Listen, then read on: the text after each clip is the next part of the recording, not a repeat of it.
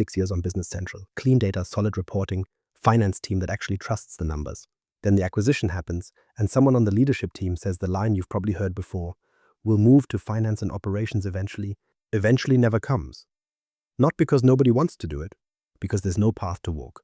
Most IT leaders picture Business Central and finance and operations sitting on the same ladder, one rung apart. Outgrow one, climb to the next. That picture is wrong. The reason there's no upgrade button isn't a licensing restriction Microsoft could lift with a policy change. It's structural. It's buried in the data model itself, in how each system was built and who it was built for. By the end of this, you'll know exactly where that wall sits. You'll know why mergers and acquisitions hit it harder than almost anything else.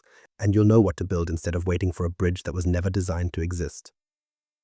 Welcome back to M365 FM. If you haven't hit subscribe yet, do that now because we get into the parts of the Microsoft ecosystem that don't show up in the sales deck. Today, we're breaking down the Business Central to finance and operations trap. It's a trap because it catches growing companies exactly when they can least afford a surprise, usually mid-acquisition, usually with a board waiting on numbers.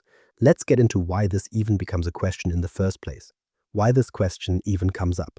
Business Central gets sold with a specific promise baked into the pitch. Start here, grow into anything. Essentials for the basics, premium once you need manufacturing or service management, and finance and operations waiting somewhere down the road once you're ready. It reads like a ladder, step 1, step 2, step 3, and the top step is enterprise scale. That framing isn't malicious, but it's misleading, and here's why. Business Central and finance and operations were never the same product stretched across company sizes. They're two separate systems with two separate lineages, and that distinction matters more than almost anything else in this conversation. Business Central comes from Dynamics NAV. Finance and operations comes from Dynamics AX. Different code bases, built in different countries, designed in different decades for different problems. NAV was built for speed and simplicity in smaller operations. AX was built from the start for organizations with global footprints and financial complexity that NAV was never asked to handle. Microsoft didn't take one product and split it into a small version and a big version. It kept two products with different DNA and marketed them under one umbrella. So here's what actually happens on the ground. A company runs Business Central for years, everything works, and then someone in a strategy meeting starts talking about acquisitions or a second country or consolidating financials across multiple entities. And almost on cue, somebody says it. "We'll just upgrade to F&O later." That sentence is the trap. It sounds like a plan. It sounds like the kind of thing you write into a 3-year roadmap slide and move on. But it assumes a bridge exists between these two systems that simply isn't there. It assumes upgrade means what it meant when NAV moved to Business Central. Same lineage, same logic, data carrying forward with some conversion work. Business Central to finance and operations doesn't work that way, and understanding exactly why is where we're headed next. The assumption that breaks. Here's the model most people carry around in their head without ever questioning it. ERP is a single track. You start small, you outgrow the system, you step up to the bigger one. It's the same logic as moving from a starter apartment to a house. More space, same neighborhood, same city, just bigger rooms. That model works fine for some transitions. It does not work here, and the reason it doesn't work is worth naming directly instead of hinting at. People assume upgrade means moving data forward the same way it moved when NAV became Business Central. Same tables mostly, same posting logic mostly. A conversion tool does the heavy lifting, extensions replace old customizations, and 6 months later, you're running a newer version of the same underlying system with a better interface and cloud hosting. That's what an upgrade looks like when it's real. Business Central to finance and operations isn't that. It's not a newer version of the same thing, it's a full re-implementation, and those two words carry very different weight once you understand what's actually different underneath. The technical architecture is different, the data model is different, the posting logic is different. These aren't surface-level differences you patch with a mapping document.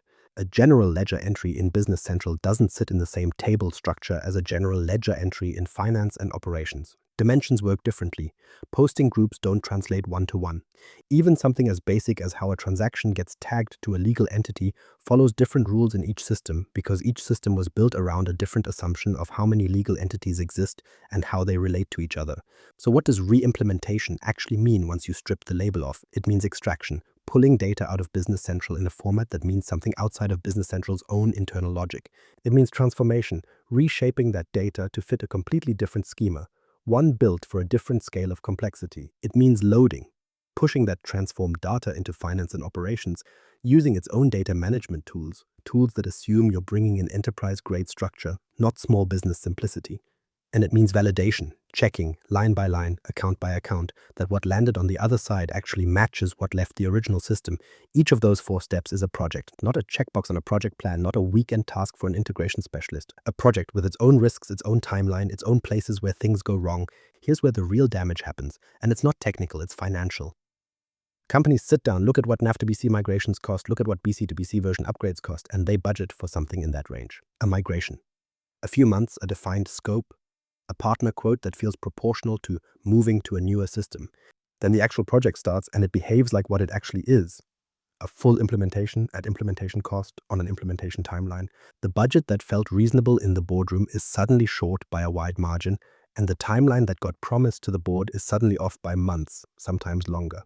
To understand why no bridge exists to soften any of this, you have to look at what these two systems were actually built to do in the first place and who they were built to serve.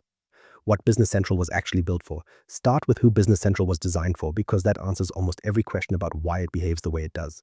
One entity or a small handful of connected ones. One country or a few. One finance team that knows every account by heart because there aren't thousands of them to memorize. That target shapes everything. Implementation runs 3 to 6 months because the software doesn't ask you to make 1,000 configuration decisions before you can post a single invoice. The cost per user stays low because the system isn't carrying the weight of features a small business will never touch, and the defaults are opinionated on purpose.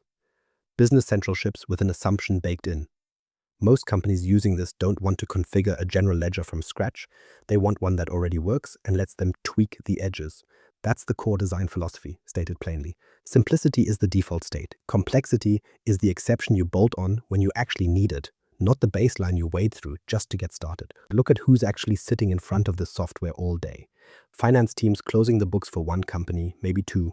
Operations managers tracking inventory across a single warehouse or a small regional network. Procurement staff running purchase orders through a straightforward approval chain. Small manufacturing shops assembling discrete products on a production floor they can walk across in 5 minutes. None of these users are managing global tax jurisdictions or reconciling 6 currencies against a central treasury function. They're running a business, and the software gets out of the way so they can do that. Now look under the hood, because this is where the design philosophy becomes structural rather than just a feeling. The tables in Business Central, the dimensions, the posting groups, all of it gets built around the idea of one company or a small set of companies that talk to each other in fairly simple ways. A dimension in Business Central tracks something like department or region, sure, but it's not architected to carry the weight of multi-entity elimination logic across a dozen legal structures in a dozen countries. It was never asked to. This is the point worth sitting with before moving on. Business Central isn't a smaller version of finance and operations with some menu items grayed out. It's not F&O with the enterprise features hidden behind a paywall, waiting to be unlocked once you're ready. It's a separate design philosophy from the ground up, built around a different question entirely. F&O's architects asked, how do we handle enterprise complexity at scale? Business Central's architects asked, how do we get a growing company running in weeks instead of months without making them think about problems they don't have yet? Two different questions produce two different systems. And once you see it that way, the next question answers itself. What happens when you ask the same architecture to solve the other question instead? What finance and operations was actually built for? Flip the question around and you get finance and operations. Where Business Central starts from one entity and a small footprint, F&O starts from the opposite assumption entirely. Large enterprise, multiple legal entities, multiple countries, and consolidation that has to happen automatically, not manually, because doing it by hand at that scale simply isn't possible. That starting assumption shows up in the numbers before you even open the software. Implementation runs 6 to 18 months, not because the vendors are slower or the consultants less capable, but because the system asks you to make enterprise-level decisions before you can post your first transaction. Cost per user runs higher for the same reason, and the defaults aren't opinionated the way Business Centrals are. F&O gives you deep configurability instead, because a system built for 1,000 different enterprise shapes can't afford to guess what any one of them needs out of the box. Here's the mindset shift that matters most. Business Central treats complexity as the exception you add when you need it. F&O treats complexity as the default state you're managing from day one. Multiple currencies aren't a feature you turn on, they're assumed. Automated eliminations aren't a nice to have, they're built into how the system expects consolidated entities to behave. Advanced manufacturing scenarios, global tax jurisdictions with their own filing requirements, layered approval chains across regions, none of that is bolted on afterward. It's baked into the architecture from the first table design decision. One number tells you everything about who the system was built for, and it's worth sitting with for a second. Finance and operations has a minimum of 20 users. Business Central has a minimum of 1. That gap isn't a licensing quirk somebody set arbitrarily. It's a signal about scale. Nobody builds a 20-user floor into a system meant for a 5-person finance team. You build that floor when you're designing for organizations where 20 users is already the smaller end of the range. Consolidation is where this becomes concrete rather than abstract. In F&O, consolidation isn't something you configure with a workaround or a third-party add-on. It's native. The system expects multiple entities to exist, expects them to transact with each other, and expects finance teams to need a single consolidated view without manually reconciling 5 sets of books by hand every month end. That's not a premium feature sitting behind an upsell. It's part of what F&O assumes you need the moment you open it because the organizations it was designed for never operated any other way. So here's the point worth carrying forward. Finance and operations isn't Business Central with more toggles switched on. It isn't the same chassis with a bigger engine dropped in. It's a different chassis altogether, built from the ground up to carry enterprise weight, the same way F&O's ancestor Dynamics AX was built for organizations that never fit inside NAV's design in the first place. 2 systems, 2 different questions answered from the ground up. And that difference stays invisible, completely invisible, right up until growth forces the question, which is exactly where the next part of this story starts. The moment growth exposes the gap. Most companies never feel this wall directly. They run Business Central for years, everything working the way it's supposed to, and the architecture question sits dormant because nothing ever forces it awake. Then one event changes that. Almost always it's an acquisition. Here's how it actually plays out. A company runs Business Central happily, closes its books on time, finance trusts the numbers. Then it acquires another company, or gets acquired itself, or opens up in a second country to chase growth leadership signed off on 18 months ago. Overnight, there isn't one Business Central instance anymore. There are 2, sometimes 3, each one running its own version of the truth, its own chart of accounts, its own definitions baked into its own database with nobody outside that entity able to see inside it cleanly. Leadership wants what leadership always wants in this moment. One unified view of the business. A single number for revenue, a single number for margin, something a CFO can put in front of a board without a footnote explaining why the number depends on which system you're looking at. And that's exactly where the obstacle shows up, immediate and structural. Business Central wasn't built to consolidate across separate instances natively. It was built around the assumption of one entity or a handful of entities living inside one connected environment. 2 standalone Business Central databases, each with its own posting logic, don't talk to each other by default. There's no button that merges them into a single reporting layer. The consolidation Business Central offers assumes you're already inside one house. It doesn't assume you're trying to merge 2 separate houses built on different foundations. The stakes here aren't abstract. Without real consolidation, financial close stops being a matter of days and turns into a matter of weeks. Someone on the finance team is pulling numbers out of one system, someone else is pulling numbers out of the other, and both sets land in a spreadsheet where a human being reconciles them by hand under deadline pressure every single month. Errors creep in exactly where you'd expect. Mapped accounts that don't line up, currency conversions handled slightly differently in each instance, timing differences nobody catches until an auditor asks about them. And once the board starts noticing that the numbers shift between the first draft and the final version, trust erodes fast. Nobody signs off on a set of financials they've watched change 3 times in a week. This is usually the exact moment somebody says the sentence out loud for the first time. Not in a planning session, not on a roadmap slide months in advance. In a tense meeting, after a close that ran 2 weeks too long, someone says, "Let's just move to finance and operations." It sounds like relief. It sounds like the obvious next step after watching 2 Business Central instances refuse to talk to each other cleanly. What that sentence doesn't account for yet, and what the rest of this breaks down, is what actually sits between where that company is standing and where finance and operations lives. Why M&A is the real trigger. An acquisition explains why the wall shows up. It doesn't explain why the wall gets so much worse so fast. For that, look at private equity roll-ups because they compress years of organic growth pain into a single deal cycle. Here's the pattern. A firm buys 5 small companies inside 18 months, folding them into one portfolio company with one board and one set of investors, expecting one clean set of financials. Each of those 5 companies already runs its own ERP before the ink dries on the acquisition. Several of them run Business Central because Business Central is exactly the kind of system a company that size would have chosen 5 years earlier. The obstacle doesn't add up in a straight line. It multiplies. 5 separate charts of accounts, none of them built with the others in mind.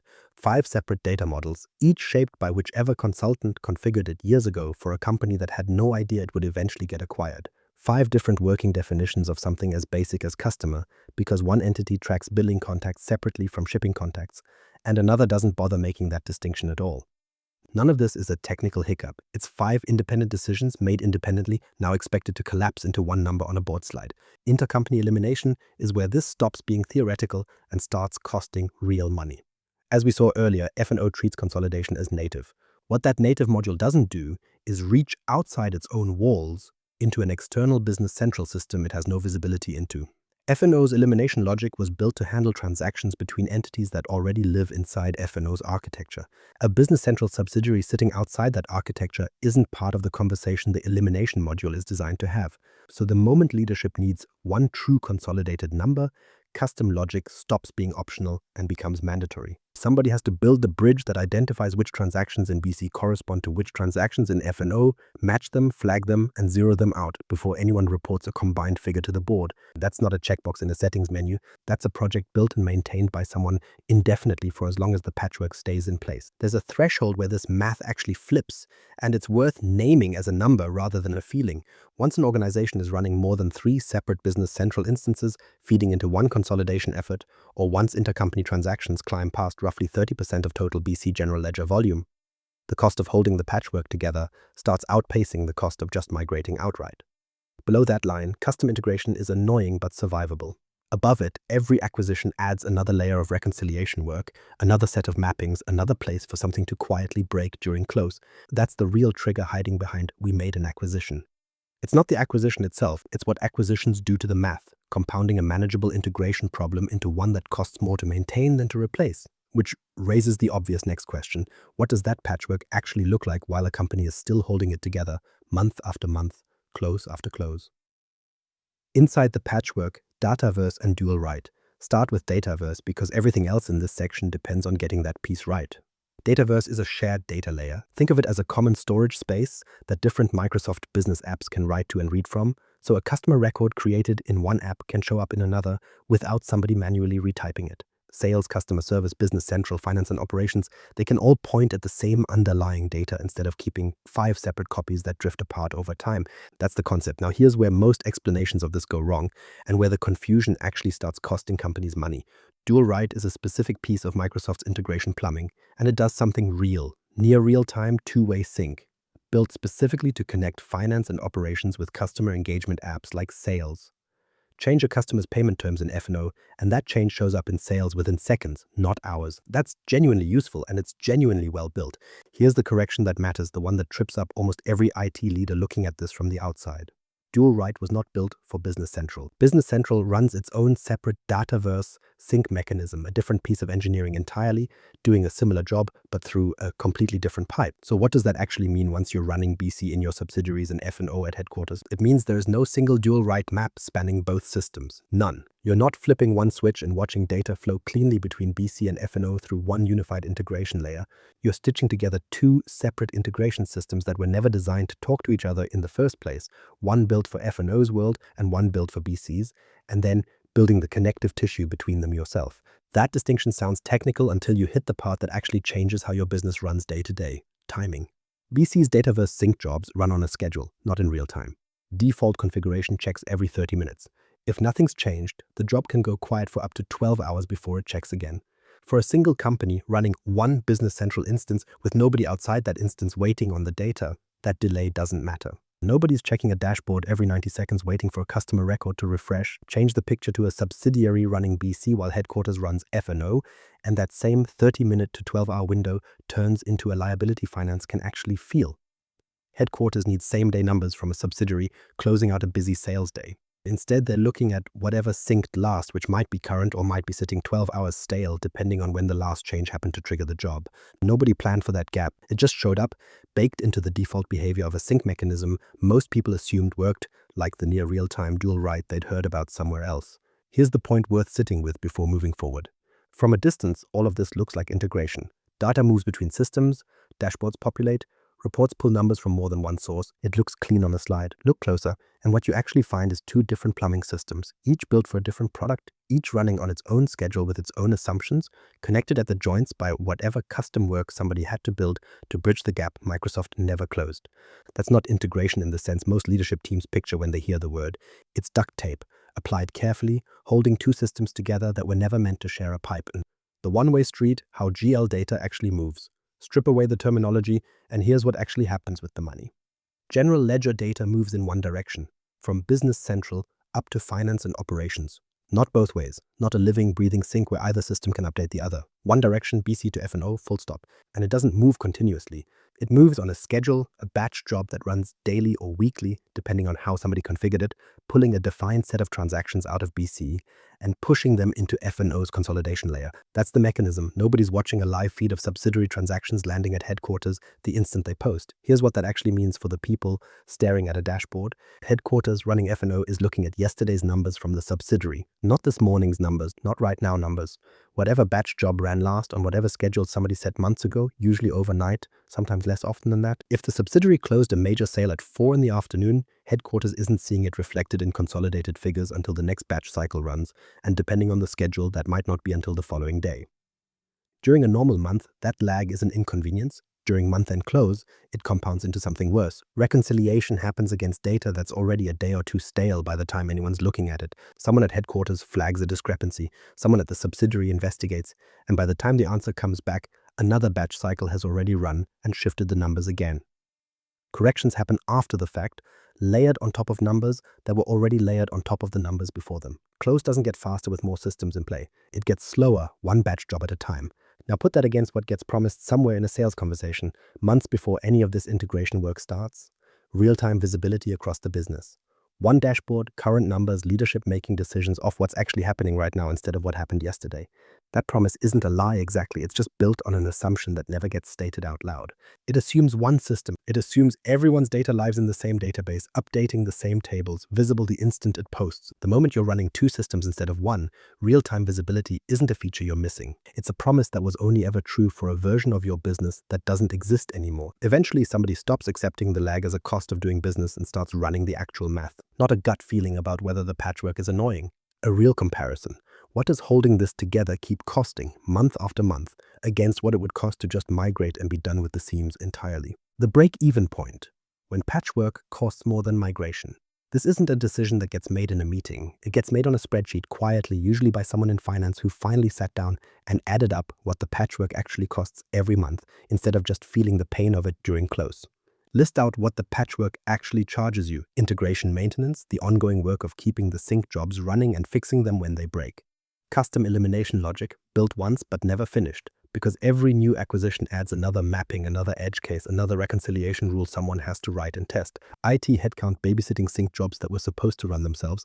Delayed closes month after month that push finance further behind schedule every quarter. Audit friction, because every auditor who touches this environment has to trace a transaction across 3 separate logs before they can sign off on anything. None of these show up as one line item. They hide in different budgets, different departments, different headcount requests that never get compared against each other directly. Now put migration on the other side of that ledger. A phased business central to finance and operations project runs 12 to 18 months. That's real money, real disruption, a real line item that makes a CFO wince the first time they see the number. But here's what actually happens when organizations run this comparison, honestly, side by side, instead of comparing a monthly patchwork cost against a headline migration number that looks scary in isolation. Migrating consolidation entirely into finance and operations frequently ends up cheaper than maintaining a fragile multi-system integration indefinitely. Not because migration is cheap, because indefinitely is a long time, and every month the patchwork survives, it adds another month of maintenance cost, another acquisition's worth of new mapping work, another quarter of a close that runs longer than it should. Here's the part nobody wants to say out loud, and it's worth naming directly because it's the real reason companies wait past the point where the math already flipped. Sunk cost. Leadership spent years building that integration. They spent real money getting the sync jobs configured, getting the elimination logic custom built, training a team to babysit all of it. Admitting that the whole thing needs to be replaced feels like admitting the years and the money were wasted. Like standing up in front of the board and saying the plan everyone signed off on was wrong. It wasn't wrong, that's worth saying plainly, because it isn't failure. It's a system reaching the edge of what it was ever built to carry. Business Central wasn't designed to hold 5 acquisitions together forever. Nobody failed by building a patchwork that worked for 3 years. The patchwork did its job. It bought time. Eventually, time runs out, and the math on the spreadsheet says so before anyone in the room is ready to hear it. If migration becomes the answer once that math lands, the next question is what that migration actually asks of the organization. Because migration is about to turn out to be the wrong word for what's coming. Why migration is the wrong word? Say it plainly. Moving from Business Central to finance and operations is not a migration in the way NAV to BC was a migration. That word carries baggage it hasn't earned here, and the baggage is exactly what sets budgets and timelines wrong from day one. Look at what NAV to BC actually was, because it's the closest comparison most IT leaders have in their heads. Same lineage, same underlying logic running under the hood. Customizations got rebuilt as extensions instead of full ground-up rebuilds, and data carried forward with a conversion process that, while not trivial, worked within a shared set of assumptions about how a ledger entry behaves and how a dimension gets tagged. NAV to BC stayed inside one family.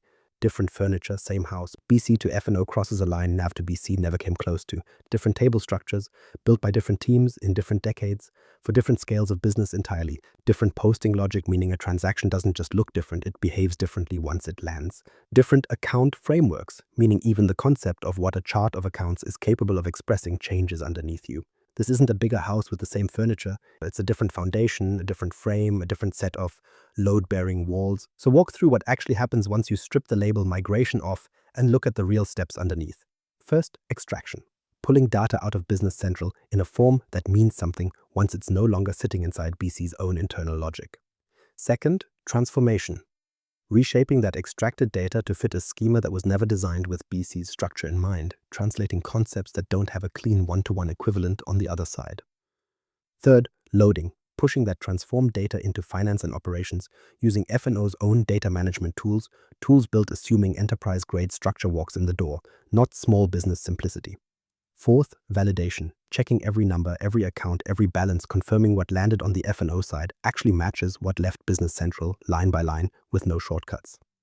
Each of those 4 steps is a project in its own right. Not a phase inside one tidy migration plan, not a checkbox somebody ticks off on a Friday afternoon.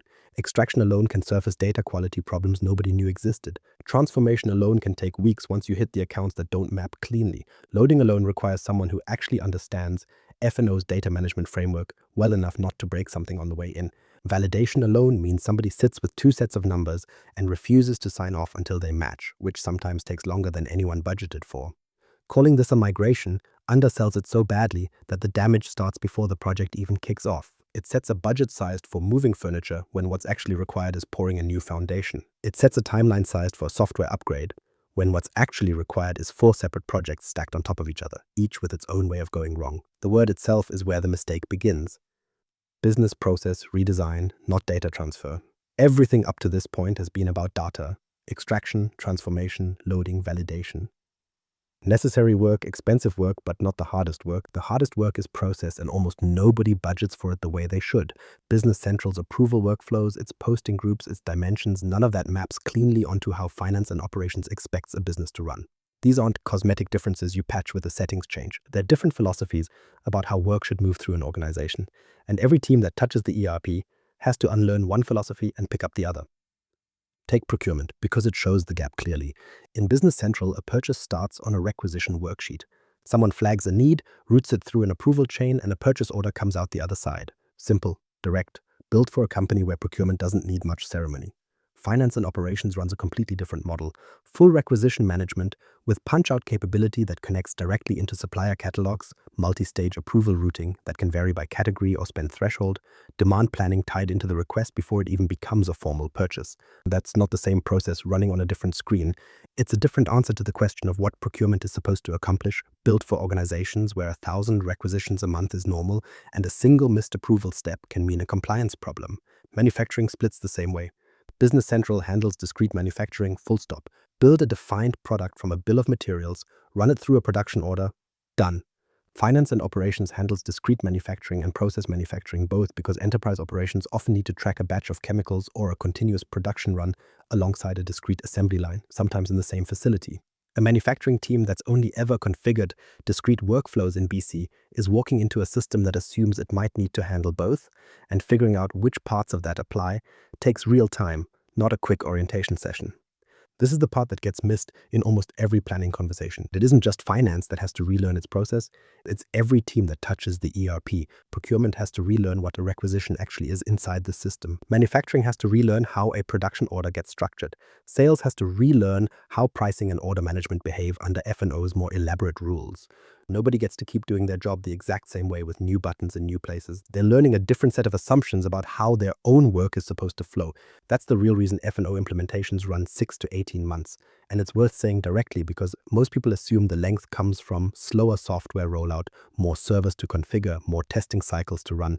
It isn't that, it's organizational relearning, spread across every department that depends on the system to do its job. You can extract and transform data in a few focused sprints. You cannot compress the time it takes an entire procurement team to internalize a different approval philosophy or a manufacturing team to reconfigure how it thinks about a production order. None of this holds together, though, if what's underneath it is a mess. A redesigned process running on top of duplicate vendor records and unreconciled balances doesn't fix anything. It just gives the mess a new interface to hide behind. The data cleanup. Nobody budgets for. Most disruption at go live doesn't come from the problems everyone sees coming. It comes from the small, undocumented ones nobody thought to mention because nobody remembered they existed until something broke. Duplicate vendor records that got created twice, years apart, by two different people who didn't know the other one had already set it up. Unreconciled balances sitting quietly on a subledger, never causing a visible problem because nobody was looking closely enough to notice. Customizations somebody built 5 years ago solved a real problem at the time and then got forgotten the moment the person who built it left the company. None of these show up on a project plan. All of them show up the week after go live, usually during the first close, usually at the worst possible time. Here's the thing worth correcting directly, because it's the opposite of what most people worry about going in. The risk was never bringing too little data across. Nobody's implementation fails because they forgot to migrate something small.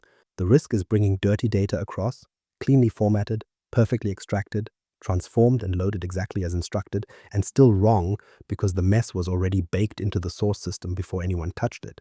So the discipline that actually protects a migration starts before extraction even begins. Retain a defined window of historical data, typically no more than 7 years, and archive the rest somewhere it stays accessible for audit purposes without cluttering the new system. That's not a data limitation. It's a decision made on purpose about what actually needs to live inside the live environment versus what just needs to exist somewhere retrievable. The harder discipline is customizations, and this is where most teams underestimate the work by an order of magnitude. Every custom field, every workflow tweak built into the old Business Central environment needs to go through the same classification exercise one by one, with no exceptions made for the ones that feel too small to bother with. Rebuild it as something equivalent inside F&O. Replace it with a native feature that already does the job better than the custom version ever did. Find an equivalent app that solves the same problem without custom code. Or retire it entirely, because half the time, nobody using the system today actually needs what it was built to do. That classification work sounds administrative. It isn't. It's the difference between a go-live that surfaces a handful of known gaps the team already planned around and a go-live that surfaces a dozen surprises nobody had time to prepare for because nobody wrote them down when they still could have. The migrations that fail aren't failing on the big visible stuff. Extraction gets planned. Transformation gets planned. Loading gets planned. What sinks a project is the stuff nobody wrote down, sitting quietly in a corner of the old system, waiting for someone to trip over it during the 1 week everyone least wants surprises.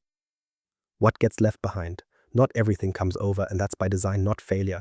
A clean migration doesn't mean carrying every piece of the old system forward and setting it down gently inside the new one. It means deciding on purpose what actually deserves a seat at the table in F&O and what stays behind because it never needed to make the trip.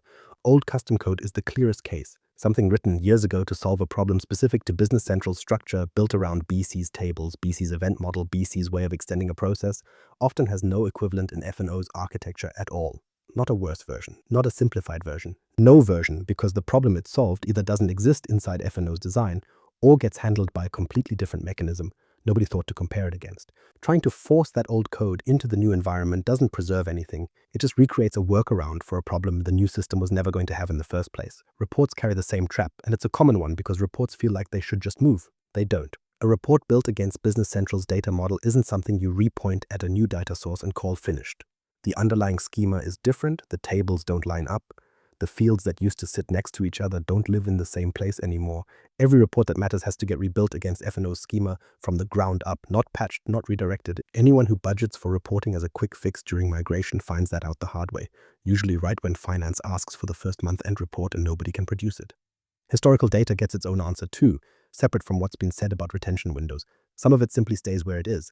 The old Business Central environment gets kept in read-only mode, accessible for audit purposes for 12 to 24 months at minimum, so anyone who needs to trace something back to a transaction from before cutover still can, without cluttering the live F&O environment with data nobody's actively working against anymore. Here's the reframe worth holding on to. A migration that drags every piece of old baggage forward, every dead customization, every report nobody rebuilt properly, every scrap of history that could have stayed archived, isn't a clean start. It's just moving the same mess into a more expensive system and paying enterprise-grade licensing to keep storing it. Which raises a fair question, one that's been sitting underneath this entire conversation. If the wall is this real, this structural, this expensive to cross, why does anyone build on Business Central in the first place, knowing growth might run them straight into it? The case for starting on BC.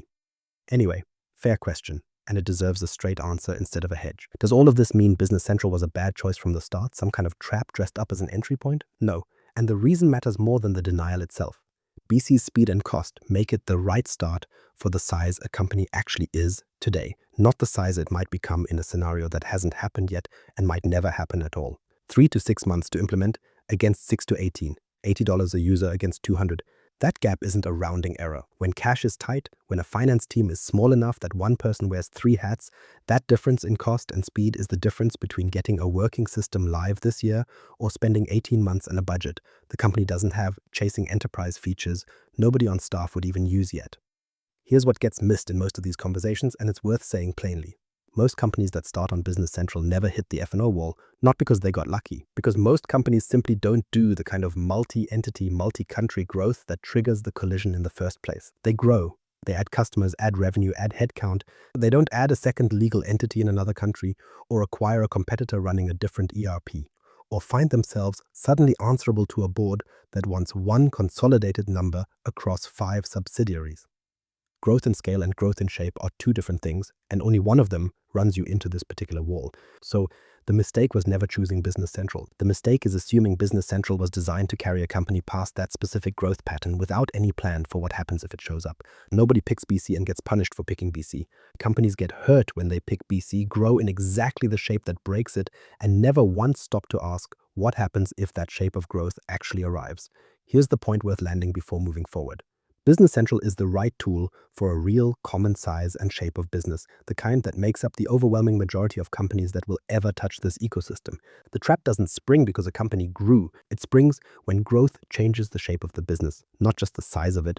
Multiple entities, multiple countries, consolidation demands nobody architected for, and the company walks into that shift without having asked the question early enough to matter. That's the real dividing line, not BC versus F&O. Growth you planned for versus growth you didn't.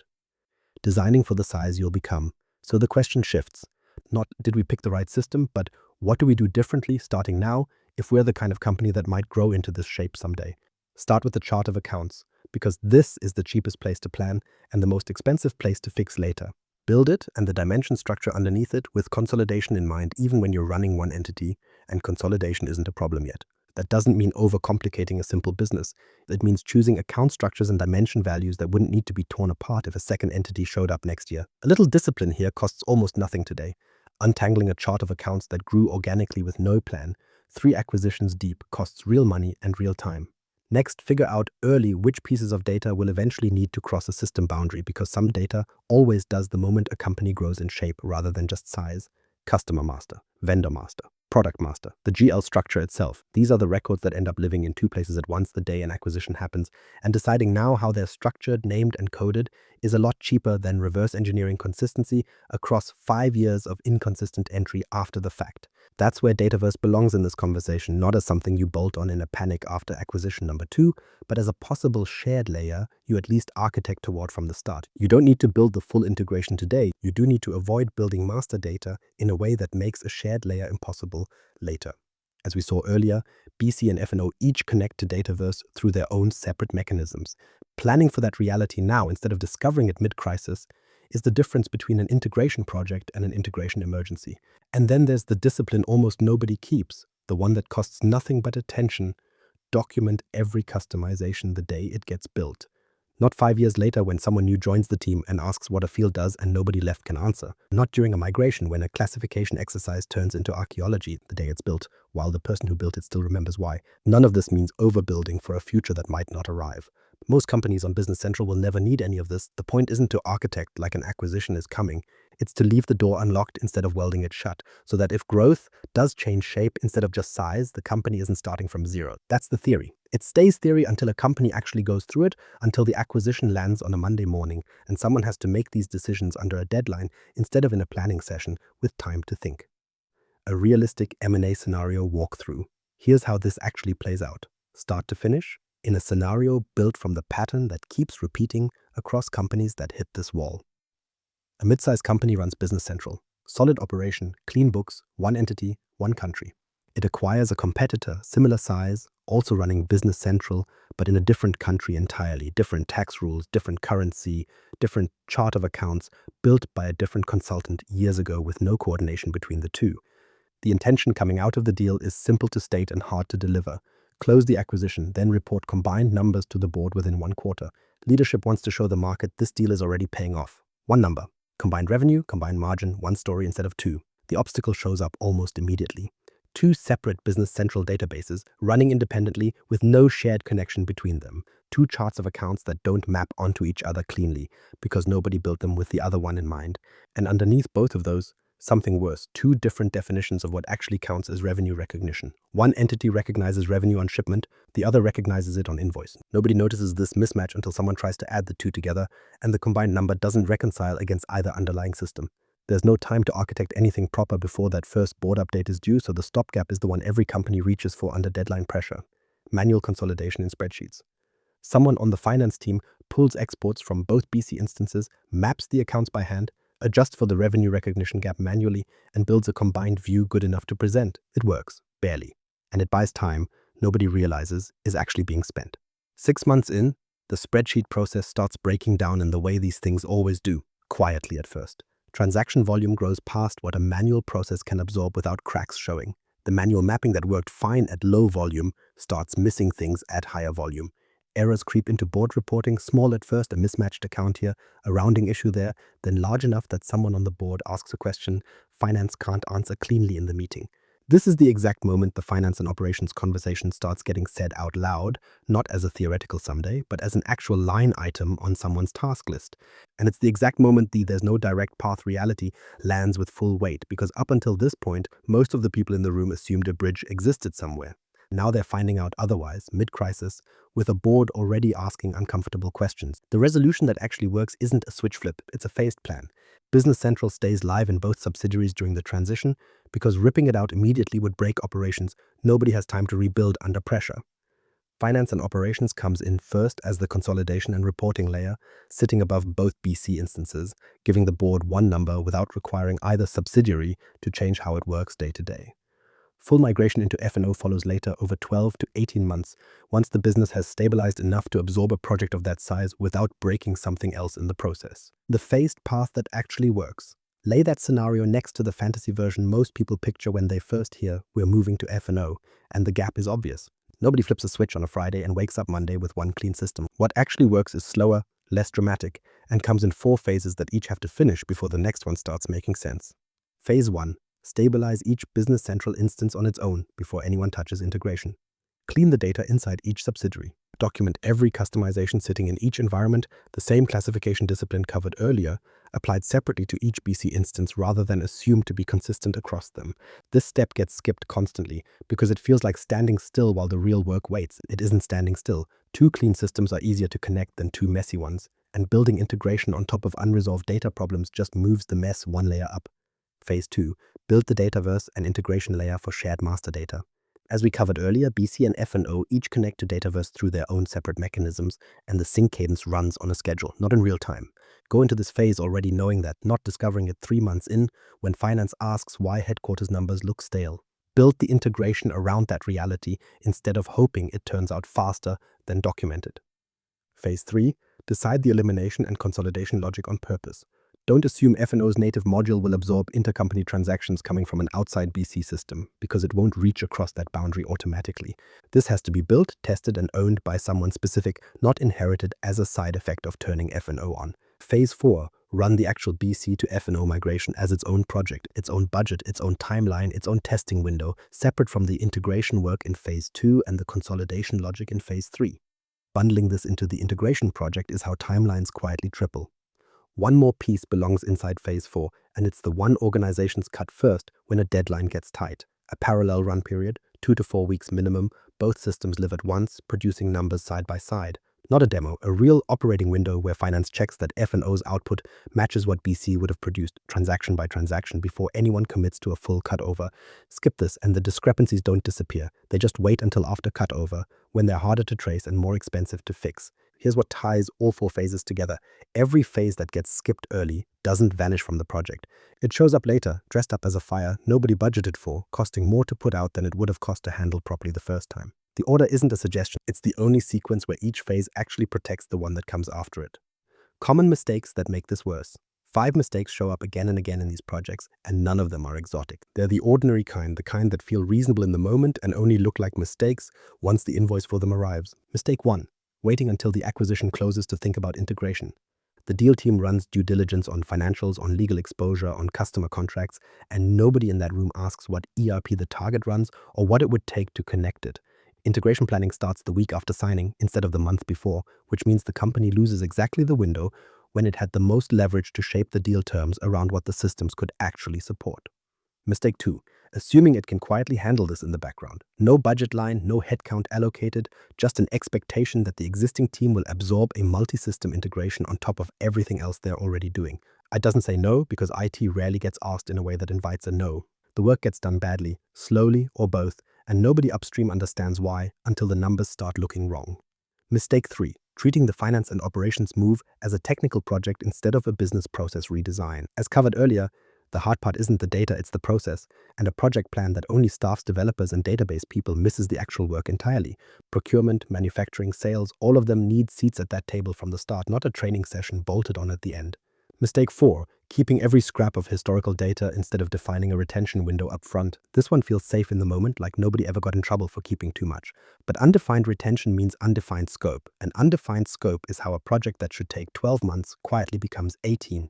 One unreviewed data set at a time. Mistake 5. Skipping the parallel run period to save time. The deadline's tight, the board's asking questions, and running 2 systems side by side for a month feels like a delay nobody can afford. So it gets cut. And the discrepancies that period would have caught don't disappear. They just wait until after cutover, when tracing them back to a root cause takes 3 times as long and costs 3 times as much. Look at these 5 side by side and one thing stands out. They don't share a technical cause. They share a psychological one. Every single mistake comes from treating this wall as a surprise, something nobody could have seen coming, instead of what it actually is, a known feature of how these 2 systems relate to each other.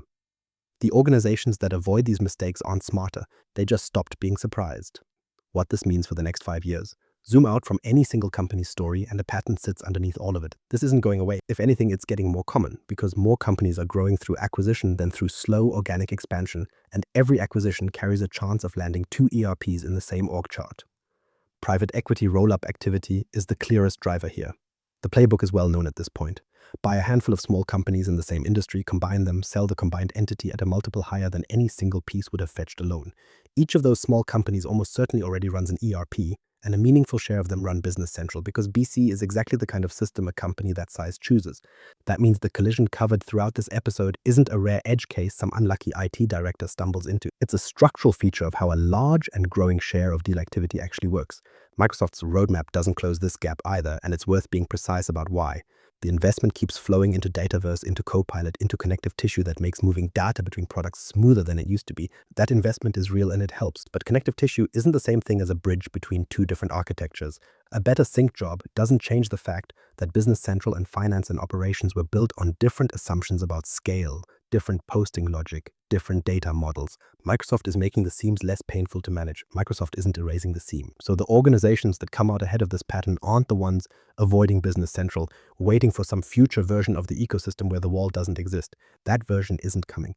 The ones who come out ahead are the ones who architect for consolidation before they need it, who treat the chart of accounts, the master data, the documentation habits covered earlier as groundwork laid on a normal Tuesday, not as a crisis response after the deal already closed. The wall isn't disappearing. That's the plain fact underneath everything in this episode. The only variable left for any given company is whether they see it coming from a distance, with time to plan a phased approach, or whether they hit it at full speed in the middle of a deal, with a board already asking questions nobody has good answers to yet. Key transformation and implementation challenge. Here's the shift this whole episode has been building toward, stated as plainly as it can be stated. Moving from Business Central to finance and operations isn't an upgrade. It's a decision to rebuild on a different foundation. And the earlier that decision gets made on purpose, the cheaper every part of it gets. That's not an abstract principle. It turns into a specific task, one you can start this quarter instead of filing away as someday work. If you're running Business Central today, and any acquisition is even a possibility over the next 2 years, even a vague one, even one that's just a rumor in the industry you're in, audit your chart of accounts and your customizations now, before the deal happens, not after the term sheet is signed and someone in finance is suddenly building spreadsheets under deadline pressure. That audit doesn't need to be exhaustive to be useful. It needs to exist. Know what's documented and what isn't. Know which customizations solve a real problem and which ones nobody remembers the reason for. Know whether your chart of accounts could survive a second entity showing up next to it without a rebuild. None of that requires predicting the future. It just requires refusing to be surprised by it. Here's the stakes, worth naming one final time because it's the whole point of everything covered so far. The companies that get hurt in this pattern aren't the ones that stayed on Business Central. Staying on BC was never the mistake. The companies that get hurt are the ones that assumed a bridge existed between BC and F&O, some upgrade path Microsoft would eventually build, and found out otherwise in the middle of a deal, with a board waiting on numbers and no time left to plan properly.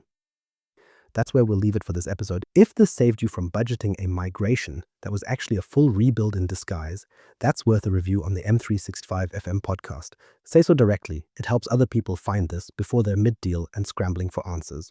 If you want to keep this conversation going, connect with me, Mirko Peters, on LinkedIn. I'm there most days, and I genuinely like to hear which Microsoft ecosystem assumption deserves the same kind of structural breakdown next. There's no shortage of them. One last thing, stated plainly instead of wrapped in false comfort. The wall between BC and F&O isn't going anywhere, so plan for it before it plans for you.